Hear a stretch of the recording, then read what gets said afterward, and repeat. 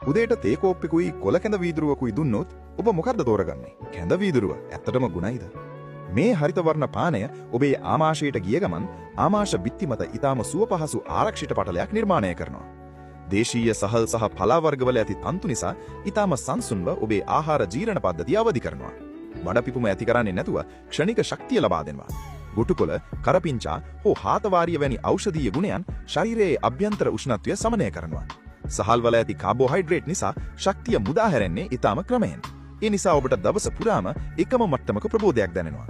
පොල් කිරිවල ඇති හිතකර මේදේ නිසා විටමින් A, D, E සහ K වැනි පෝෂක ශරීරයට උරා ගැනීම පහසු කරනවා.